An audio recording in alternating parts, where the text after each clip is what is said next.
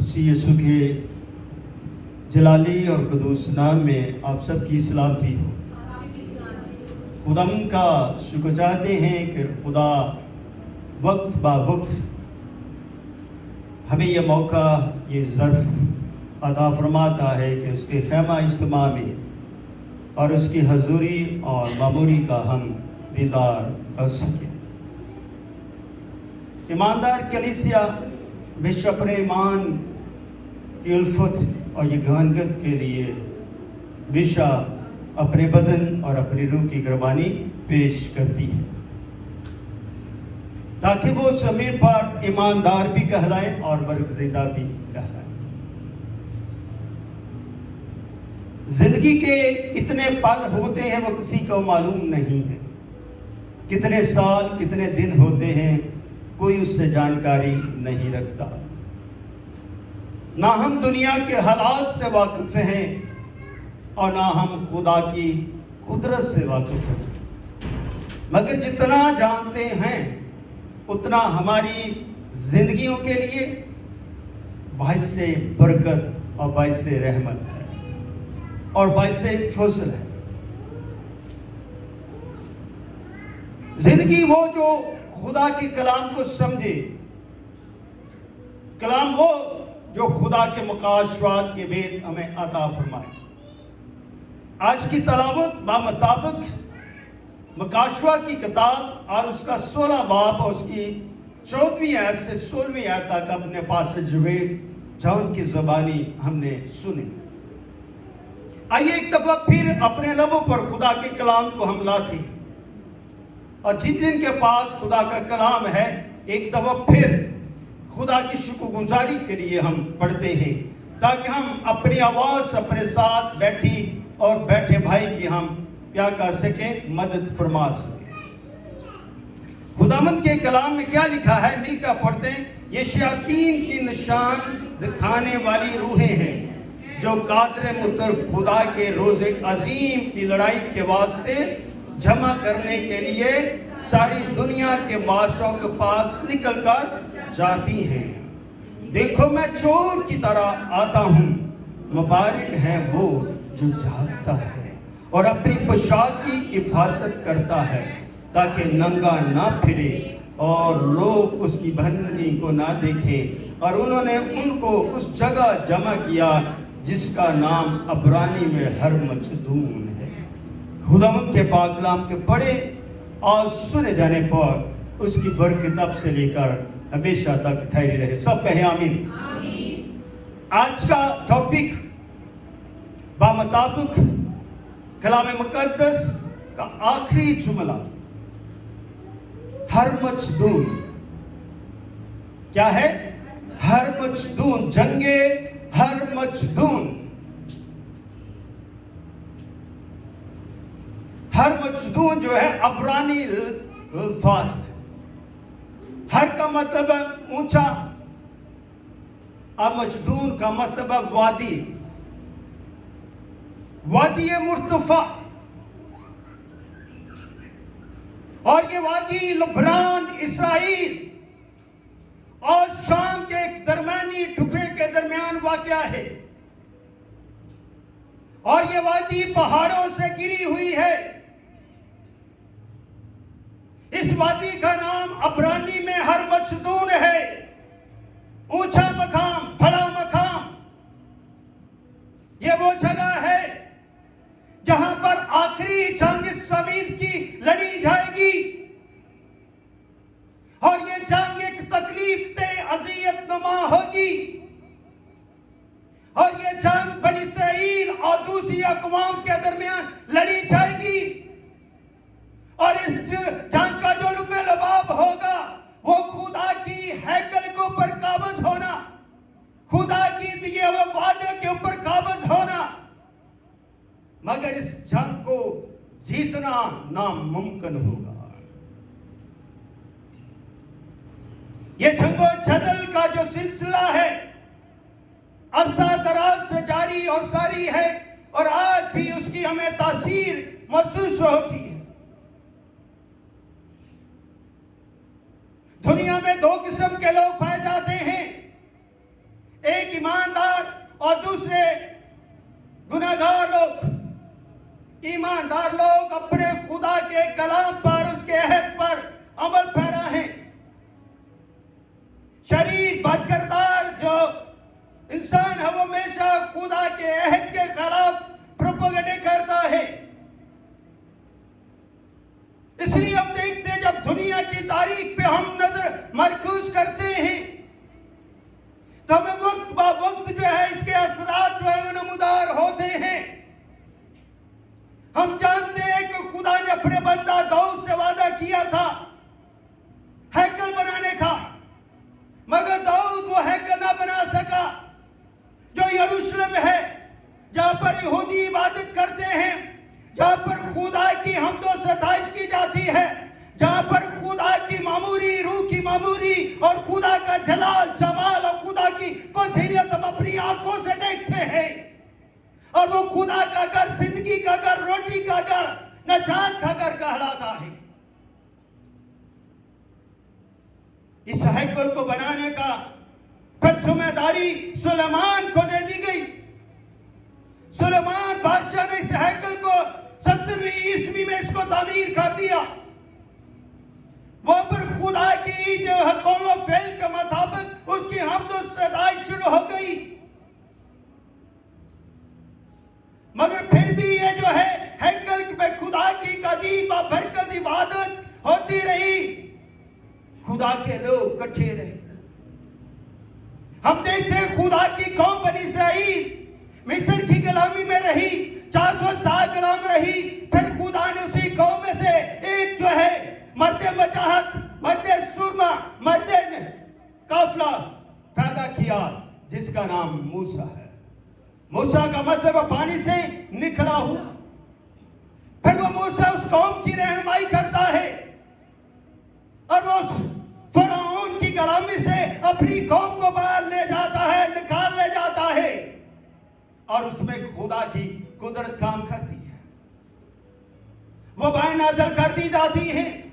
खुदा की कौम को कहा जाता फर्रा लो और उसे ज़बह करो और अपनी अपनी चौखों पर लगा लो, अपनी छतों पर लगा लो, ताकि फरिश्ता आएगा तो उनको छोड़ दिया जाएगा और दूसरों के तमाम लोटे मच जाएंगे।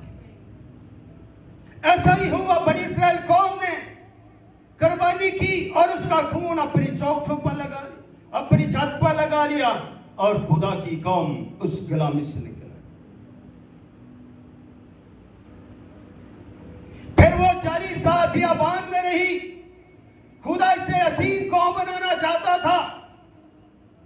खुदा ने उनके लिए मन बरसाए, उनके खाने पीने का बंदोबस्त किया ताकि एक मजबूत काफिलानुमा, लश्करमा, सुपर ताकत लेकर ये अपनी उस जगह पर जाए जहां पर मैंने तुम्हें वादा किया। ये वादे की सरजमीन है जिसका अहद खुदा ने इब्राहिम से बांधा था कि अपने रिश्तेदारों को छोड़ और उस मुल्क में जा जो मैं तुझे दिखाता हूं। मैं तुझे बरकत दूंगा, तेरी नजर रेत के सरों की मानत बढ़ती जाएगी। इसलिए मेरे अजीज बहनों भाई,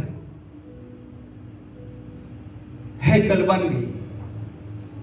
मगर जब हैकल में खुदा की हमदो सताइश की जा रही थी, फिर उस सन 70 ईस्वी में टाइटस रोमी ने इस हैकल के ऊपर हमला कर दिया। यह हैकल बर्बाद हो गई, इसका नक्शा मिट गया, बर्बादी हो गई। ईमानदारों को इबादत परस्ती से रोक दिया गया। ये जख्म थे, यह तकलीफ मंजर था जो खुदा के लोगों ने अपनी आंखों से उस तामीर शुदा जो है खुदा की इबादत का को गिरते देखा। अगर हमने इस घर में बैठे हैं, अगर इसको गिरा दिया जाए तो हम जिंदगी का धोखा पाएंगे, क्योंकि हमने बड़ी मेहनत से, बड़े ईमान से इस खुदा की हैकल को तामीर किया है जो जिंदगी की कलाम का घर कहलाता है। यहूदियों के लिए यह बर्दाश्त से बाहर था। यहूदियों ने इससे बड़ी बरकत पाई थी, मगर टाइटस रोमी ने ईंट से ईंट बजा दी, कत्लो गारत की, यहूदियों को पसपा कर दिया, वहां से निकाल दिया। औरतें, बुजुर्ग, बच्चों का कत्लेआम किया गया। पुख्ती की गई, दीवारें गिरा दी गई, खैमा का घर गिरा दिया गया, हर चीज उसकी गिरा दी गई। फिर खुदा का इंतजाम कुछ और होता है। फिर सन 150 ईस्वी में खुदा एक बरते मचा है जिसका नाम हड्रियान है। वह फिर हैकल की तरफ, यरूशलेम की तरफ, मुल्क कनान की तरफ रुख करता है और वो काबज हो जाता है। हम देखते हैं कि पहली हैकल नबूकदनेस्सर ने गिरा दी। अब जो दूसरी दफा जब हमला होता है तो ये हड्रियान जो है इस शहर पर काबज करता है और वो क्या करता, फिर इस शहर की फिर हैकल को तामीर करता है। मर्द मजाद हड्रियान जो है हैकल को तामीर करता है और फिर इस जगह का नाम जो है एलिया रखता था।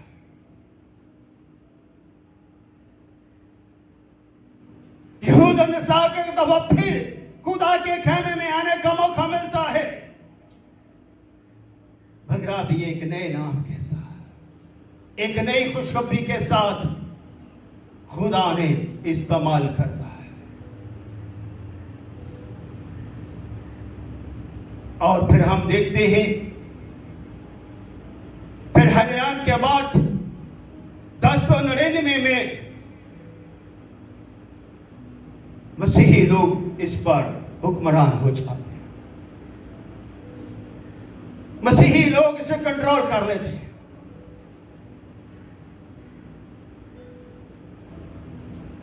फिर इस 1187 ईस्वी में सलाउद्दीन अय्यूबिया जो है फिर उस पर हमला आवर होता है, फिर हैकल को गिरा दिया जाता है। उसका ये कुर्दस है, इसका तलक ईरान से है, कुर्दस है। सलाउद्दीन अय्यूबिया जो है ये हमला आवर होता है, फिर से हैकल को गिरा दिया जाता है। हैकल फिर से गिर जाती है और फिर से इबादत पुरस्ते जो है अहले यहूद जो है महरूम हो जाते हैं। फिर से हैकल की तमीर और कमीर को भी देखा, उसके गिरते हुए पलों को भी देखा। ये जिंदगी की आजमाइश है, कभी वो खुशी देखते, कभी वो गम देखते हैं। इसी तरह का मंजर कशी जंगे हर मजदूर के ऊपर भी होगा, वक्त होगा। ये सिलसिला जो है आस्ता आस्ता उसकी तरफ हम नमदार हैं। हम आज देख रहे हैं कौमों के ऊपर कौमें क्या कर रही है, हुक्मरानी करने की कोशिश। दुनिया के अंदर हसद पाया जा रहा है। माँ बाप की वो इज्जत और एहतराम बच्चे अब नहीं कर रहे जो पहले किया जाता था। रिश्तों के अंदर दरार आ रही है, बर्दाश्त की कमी आ रही है। सब्र तो हमल का जो ग्राफ वो दिन ब दिन गिरता जा रहा है। खुदा ने जिस तरह इंसान को बनाया, खुदा इंसान जो है खुदा की नजर में गिर रहा है। मगर फिर भी इसी दुनिया में, इसी जहां में खुदा अपने लोगों को भी रखता है ताकि वो बरसीदा बनकर अपने खुदा की हमद व सताइश करे। सलाउद्दीन अय्यूबिया के हमले के बाद 88 साल ये कब्र रहते मसीही, फिर सलाउद्दीन अय्यूबी हमला करता है और उसके बाद 1967 में फिर अहले यहूद को खुदा मौका देता है और वो यरूशलेम पर अपना कंट्रोल हासिल कर लेते हैं। खुदा मन के जलाल के लिए जोरदार ताली। अहले यहूद बनी इस्राएल कौम 1967 के बाद यरूशलेम पर काबज हो जाते हैं। खुदा अपनी कौम के एक दफा फिर यह मौका देता है और ये कौम जो है तीसरी हैकल बनाने की अब जद्दोजहद में है। यह हमारा कलाम ही नहीं बल्कि गैर अक़वाम के कलाम में भी लिखा है कि तीसरी हैकल की तरफ बनी इस्राइल की जो कौम है वो जारी और सारी है। तीसरी हैकल की हर चीज जो है अहले यहूद ने तैयार कर रखी है। यह मंजर जो है इस्राएल जो है अपनी निगाहों से देख रही है कि खुदावंद क़यामत से पहले वो तीसरे टेंपल की तरफ जाना है। इस बगैर टेंपल के तमीर किए बगैर मेरे मसीहा की आमद नहीं होगी। इस आमद से पहले तकलीफ, जंग, मातम होगा और यह मातम में गैर ईमानदार और ईमानदार दोनों शामिल होंगे। इस मातम के लिए बड़ी कुर्बानियां दी जाएंगी। इस जंग के लिए हमें तैयार रहना चाहिए और यह जंग खुदा की कौम के दरमियान है। और इसमें लिखा है मशरक से कुछ फौजें जो हैं वो इस्राएल की तरफ जाए रुख करेंगे जंग के लिए। मशरक यानी कि ये कहा जाता है खुरासान का इलाका होगा जिसमें ईरान, पाकिस्तान, अफगानिस्तान और इंडिया का कुछ हिस्सा।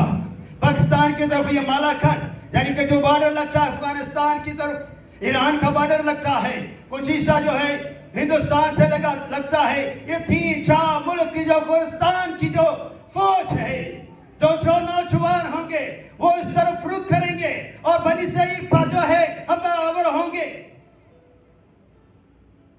गैर अक़वाम का ये ईमान है, उसका कोई मुकाबला करने वाले नहीं, उनको कोई रोक नहीं सकेगा। खुदा उनके साथ होगा। मगर हमारा कलाम कुछ और तरह से बताता है। हमारा कलाम यह बताता है कि बनी इस्राएल को तो बहुत सारी कौमें जो मिलकर जो है गैर अक़वाम हमलावर होंगी। एक बड़ी जंग होगी और ये जंग हर मजदूर जो उस वादी के दरमियान लड़ी जाएगी। जो छोटा सा टुकड़ा है जिसका मैंने आपको पहले बताया कि ये लबनान, इस्राएल और शाम के उस बॉर्डर के नजदीक एक छोटा सा टुकड़ा है। अरबी में इस वादी को मुर्तफा कहा जाता है। वादी है मुर्तफा। ये जंग एक अजीम जंग होगी। एक तरफ खुदा की कौम पर इस्राएल होगी और एक तो बहुत सारी कौमें उस पर हमलावर होंगी और इस जंग में ईंट से ईंट बजाई जाएगी। कलाम सब सीखते हैं कि 75% इस्राएल जो है उसको तबाह बर्बाद हो जाए। 25% जो इस्राएली हैं फिर अपने मसीह को पुकारेंगे। अभी तो उनका ईमान है कि मसीहा आने वाला है, फिर वो 25% जो है ईमान ले आएंगे कि हमारा मसीहा कवारी से पैदा हुआ। फिर वो मसीहा की बरकत, मसीहा का जलाल, मसीहा की कुदरत कौम के साथ हो जाएगी। फिर वो 25% कौम जो है खुदा की कौम बनकर खुदा उनके लिए जंग लड़ेगा और जंगे हर मस्जिदों की फतह होगी। और तीसरा ठप्पा तमीर किया जाएगा। खुदा का जलाल होगा, एक कल्ला होगा, एक कौम होगी, एक तलवार होगा, एक भीड़ होगी और खुदा उनका न्याय आसमान होगा। मगर ये सफर अभी काफी लंबा है। इस लंबे सफर के लिए बस मंजर और हल्की सी तस्वीर तो हमें नजर आ रही है। अभी हकीकत का यहां होना बहुत जरूरी है। जब हम इस मुकाशवा किताब चैप्टर नंबर 16 को पढ़ते हैं तो इस साल चैप्टर के अंदर हमें मिलता है खास इस बाब के अंदर खुदा के कहर के बारे में हम देखते हैं कि खुदा के कहर से भरे हुए प्यालों को उल्टा जाना है। 7 प्याली जिन्हें हम 7 नरसिंगे भी कहते हैं और गैर को मैंने 7 आफतें कहते हैं। हम 7 प्याले कहते हैं और ये कहे के प्याले हैं, मगर वो 7 आफतें कहते हैं। इसका मतलब है कि उस पर ईमान उनका है, वो कुछ और तरह से ईमान में है और हम एक और तरह से ईमान में है, मगर हकीकत खुदा के कलाम में आया है कि खुदा अपने बंदा मर्द मजा जो होना आरोप पर या परमकाशा बख्श देता है, जो पतपुस के जंजीरा पर क्या है, कैद में है। खुदा से रोया में मुखातब होता है। हर एक प्याला खुदा के हुक्म की बातों से भरा हुआ है। क्या है ये जो प्यालों की बात की है, ये खुदा के हुक्म और उसके अहद से भरा हुआ प्याला है। ये प्याला खाली नहीं है। जब ये प्याले भरे हुए हैं तो मैं भी इन प्यालों से भरे हुए प्यालों को अपनी जिंदगी में पाना है, जिसमें उसका हुक्म दर्ज है। जब ये खुदा फरमाता है तो खुदा उनके प्याले जो कहर और गजब से भरे हुए जमीन पर उड़ दिए जाएंगे। क्या किया जाएगा? जमीन पर उड़ दोगे और ये काम फौरी शुरू होगा। और यहां हम मिस्र की आफतों का भी हमें जिक्र मिलता है। खुदा ने आफतें नाज़िल की मिस्र पर, जब खुदा ने अपने कौम को वहां से निकाला था। तो ये भी सेम काइंड ऑफ सिचुएशन है कि खुदा कटे पर बनने से पहले इन प्यालों का जो गजब के प्याले हैं, जो खुदा के अहद से भरे हुए हैं, जो खुदा के हुक्म से भरे हुए हैं, वो हंडेले चला है। मिस्र की जब आफतों का हम जिक्र करते हैं कि उसकी लामात हमारे सामने है जो जाहिर हो रही हैं। उनके गुनाह का मशाबा और सजाएं भी है। ये प्याला वाज़िया तोहफा न सिंगों की तरफ क्या करता है, इशारा करता है। ये हकीकत की तरफ जो है हमें आगाही देता है। ये मखालफ मसीह के बर्पा होने और अरूज पाने को भी जाहिर करते हैं। मुखालफ मसीह का जवाब बदरीज हो रहा है, होता रहेगा, हो रहा। एक तरफ मसीह है और एक तरफ मुखालफ मसीह है। एक तरफ मसीह के पैरोकार हैं जिन्होंने अपने जामे भरे के उसे दो रखे हैं और उसकी सलीब को उठाए हुए, और एक तरफ वो हैं जो मसीह को उसका बेटा मानने से इनकार।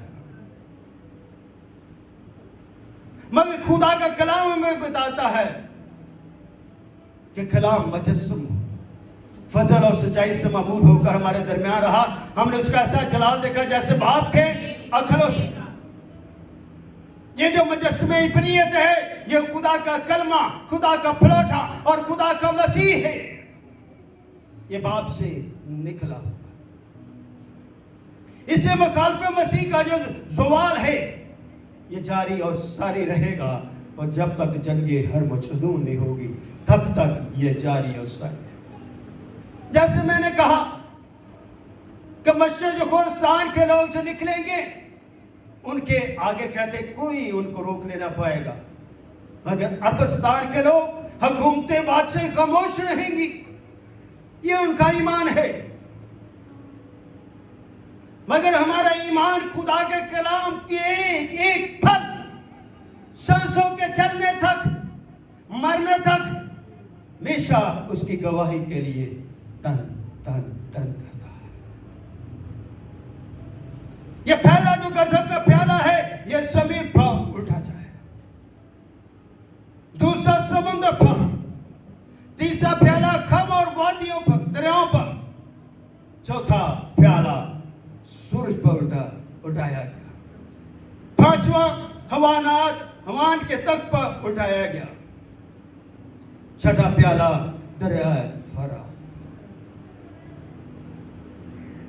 और सातवां प्याला हवा पर उल्टाया गया। और कौमों के शहरगीर की हवाओं की अलमदारी का हाकम यानी अबलीस पर यह प्याला उसकी बादशाही पर उल्टाया गया। एक जंग आसमान पर हुई, एक जंग आसमान पर हुई और दूसरी जंग जमीन पर हुई। हर मचदूम जंगे हर मचदूम। अब वो अपनी डगमगाती कमजोर कुव्वत और उसको मफाद को संभालने की कदरे कोशिश कर रहे हैं। ये जो डगमगाती कुव्वत है जो हम अपनी तरफ से उसे इस्तेमाल करते हैं, जब इस कुव्वत में खुदा की कुव्वत शामिल ना हो तो ये डगमगाने लग जाती है, कमजोर होना शुरू हो जाती है, शेक करती है, वो खबर नहीं रहती कि वो जंग कर सके। अगर सोच डगमगा ले तो वो जंग के लिए तैयार नहीं होता। इसी तरह का कौम में डगमगानी शुरू कर दे तो वो फातेह नहीं हो सकता। अगर ईमानदार डगमगाना शुरू कर दे तो वो खुदा के जलाल से दूर हो जाता। इसलिए खुदा ने अपनी कौम से वादा किया है। उसने ये वादा इब्राहिम के वसीले से किया। इब्राहिम से इसहाक और इसहाक से याकूब। याकूब के 12 बेटे थे। ये 12 बेटे कबीले जो है बनी इसराइल कहलाते हैं, क्योंकि याकूब का नाम का मतलब ही है इसराइल, खुदा की कौम। आमीन। छठे फरिश्ते ने यह प्याला पड़े दरिया फरात पर। लिखा ना छठे प्याले में क्या है? लिखा है कि ये दरिया अफरात, ये छठा जो फरिश्ता है ये प्याला पड़े दरिया फरात पर। कुछ उल्मा कराम उसे लुग़वी मायने में लेते हैं, जबकि कुछ उल्मा जो हैं इसे मिस्र से रूम के दरिया ताबीर का मुराद कहते हैं। ताबीर का मुराद कहते हैं। इस प्याले के असरात क्या थे और क्या हैं? दरिया, जब ये प्याला हंडेला गया तो दरिया क्या है? सूख गया। इस तरह मशरिक से आने वाले बादशाहों के लिए क्या हो गई? राह हमवार। जब ये प्याला हंडेला गया तो दरिया अफरात जो है वो सूख गया। और एक बड़े उस्ताद की आखिरी कोशिश, वो आखिरी दफा जोर मारने की पर नजर किए हुए।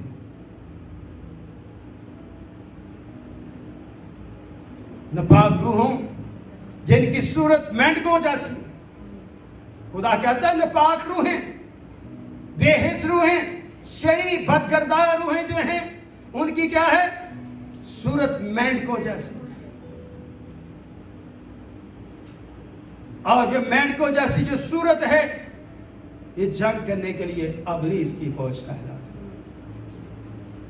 है। एक तरफ खुदा के फरजंद है जो अपने अहद वफा के जामे पहने हुए हैं, और जमीन पर कुछ खुदा के खिलाफ प्रोपेगेंडा कहलाते हैं, और वो क्या है? अबलीस का फरजंद कहलाते हैं। वो फौजें अब इकट्ठी, वो फौजें क्या हो रही हैं? इकट्ठी हो रही हैं। मगर खुदा उनका, वो चाहते हैं कि उनकी कुव्वत से मासात रूनमा। इंसान के पास कोई इख्तियार नहीं कि वो किसी किस्म का मौसा करे। मौसा करने का इख्तियार मेरे खुदा के पास। कभी कभी इंसान सोचता है वो अपनी कुव्वत से मौसा करे, मगर वो कर नहीं पाता। कैसे करेगा? खुदा का हाथ उस पर नहीं। मैदान जंग में एक जगह जिसका नाम अभी हमने पढ़ा, हर मजदून, जो पुरानी ज़बान का लफ्ज़ है, बाज़ुल्मा कहते हैं कि मजदून का पहाड़। मैंने पहले कहा एक पहाड़ों की वादी, एक छोटा सा टुकड़ा है। हर का मतलब ऊंचा, मजदून का मतलब है वादी मुर्तफा। वादी है मुर्तफा। इसका मजीद जो बयान जो है मैंने देखा इल्तवा, उसको आगे बयान नहीं किया गया, खुदा के लिए जे रख दिया गया।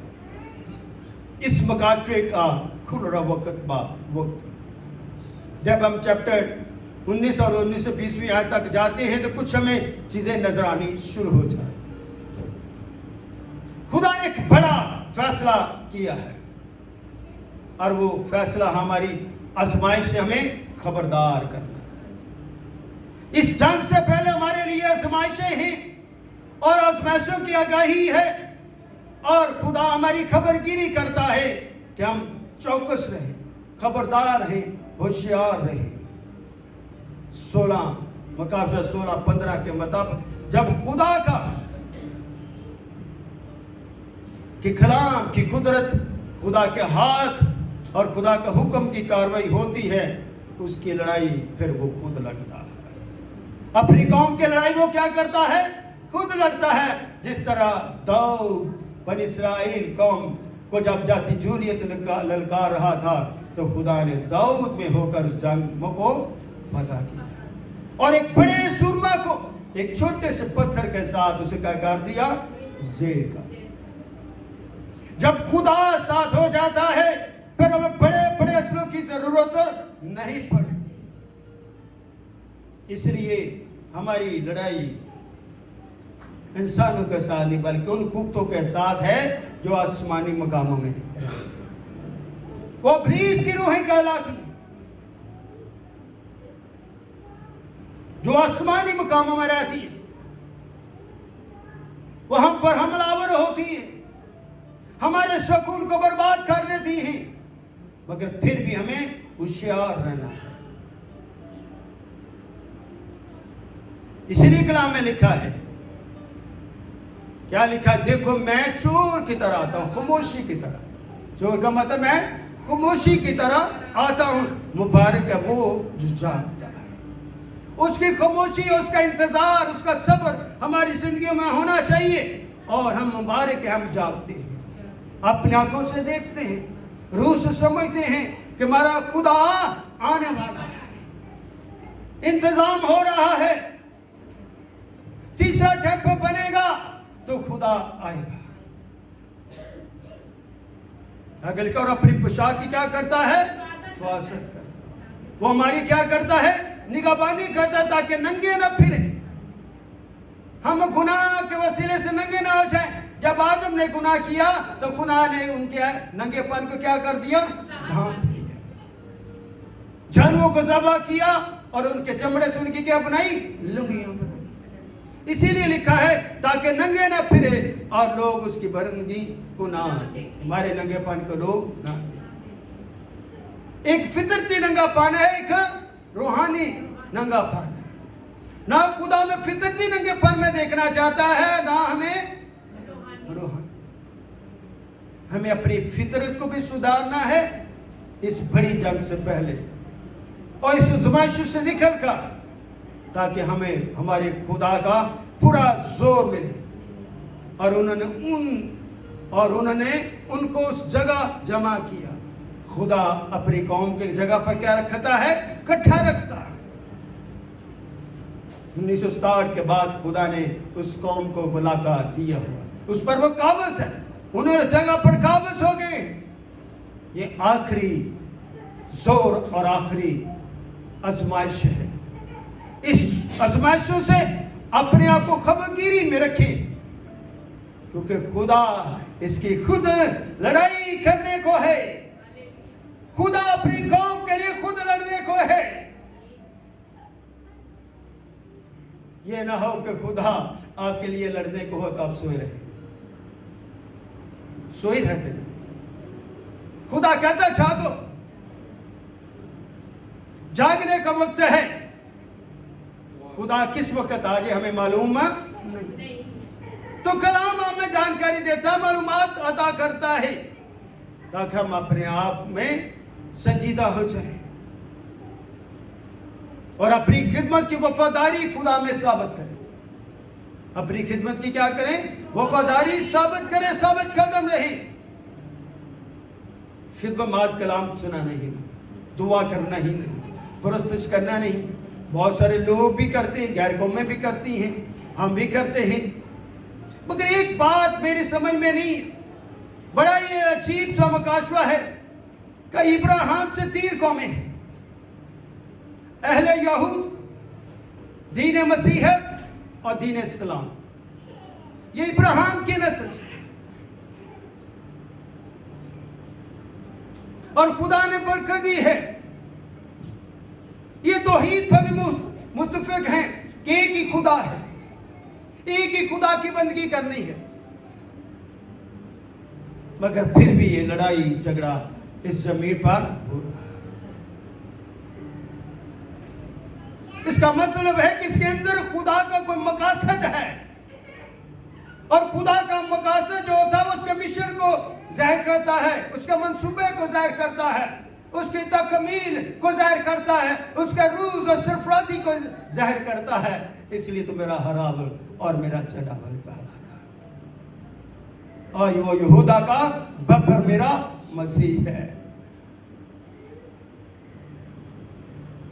इसलिए यहूदा के बब्बर ने आपके लिए जंग लड़ी। जब ये जमीन पर जंग लड़ी जाएगी, एक बड़ा भूचाल जो है वो जाहिर होगा। जंगे महर्मचुदूं से पहले जब ये जंग लड़ रही होगी तो बहुत सारी मुल्कों में एक भूचाल होगा, एक खौफ होगा, और ये भूचाल जो है आगाही देगा, खुदा की आमद की गवाही देगा, और खुदा के जोर और उसकी आग को जाहिर करेगा। लिखा है बिजलियां और आवाजें गरजेंगे, लोग चलाएंगे, लोग रोएंगे, दांतों पीसेंगे, आंखों से आंसू निकलेंगे, क्योंकि जब आसमान से बिजली गिरती है, आवाजें बर्पा होती, इंसान के अंदर खौफ तारी होता है। मगर जब ये भाग खुदा के हुक्म से जमीन पर सादा होती है तो लोग तब्दील हो जाते हैं, लोग खुदा की तारीफ करते हैं।